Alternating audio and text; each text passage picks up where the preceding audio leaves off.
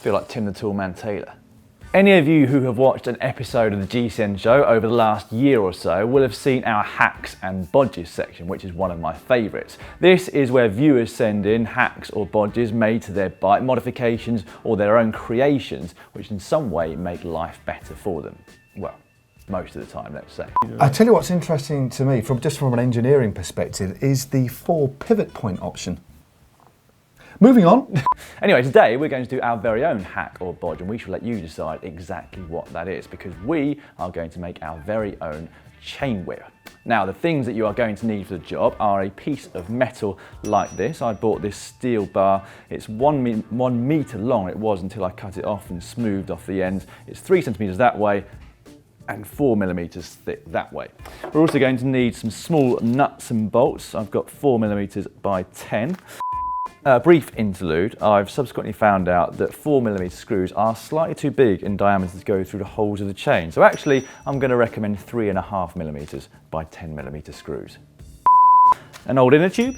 We're going to need a chain tool like this, an old chain, which is preferably the same speed as the number of cogs on the cassette you want to remove, a drill, 4 millimeter drill pieces for metal, and finally, a nice sturdy vise like this.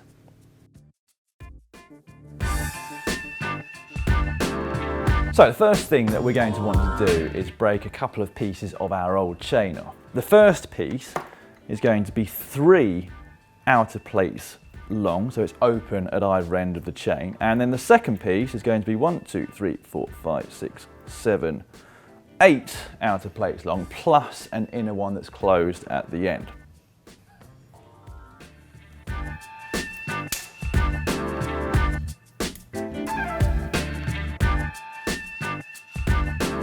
So now we have our 2 pieces of chain. What I'm going to do is mount it to one end. Now I'm going to need the screws for that and to drill some holes. But firstly, because I've got 4 millimeter thick metal bar, the chain actually does kind of sit on there quite well. Well enough, hopefully, for me to be able to make some marks of exactly where I'm going to drill. So as you can see, you want the small 3-link piece at the end here. I'll probably push that slightly further out to around there. And then just a bit further along, the next piece of chain goes there. So let me just mark that down now.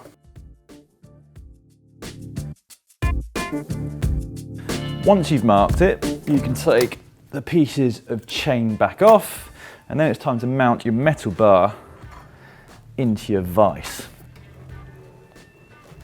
Then take your drill, and this is the point at which I need to say, you get an adult to do this for you if you're not confident or if you're underage.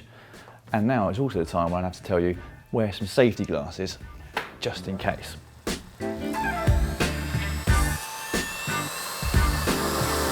So now we have the holes in our metal bar, we've got our chain pieces cut. We can actually now mount those chain pieces to the metal bar using our nuts and bolts. What I'm going to do now.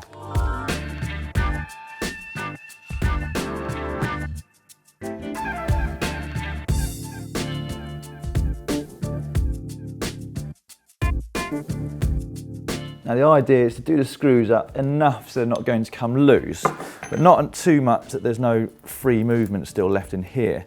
I'm still struggling slightly with the 4 millimeter bolts that I've used. As I said previously in our little interlude, I would recommend 3.5 millimeter bolts to those of you doing this at home.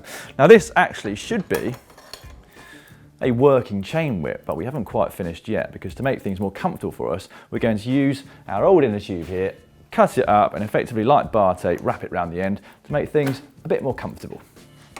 Now it doesn't matter what type of inner tube you use really. A mountain bike one will probably be easier and quicker just because there's more of it, it's wider. But I haven't got any spare mountain bike tubes at the moment, so I'm using this old road one, just cutting as neatly as I can down one of the seams.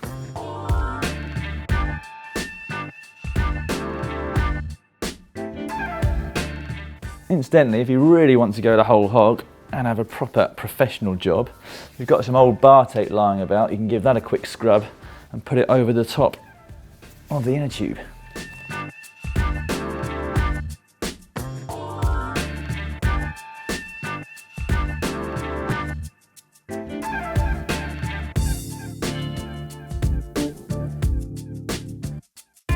Okay, chain whip engaged, cassette tool engaged, fingers crossed.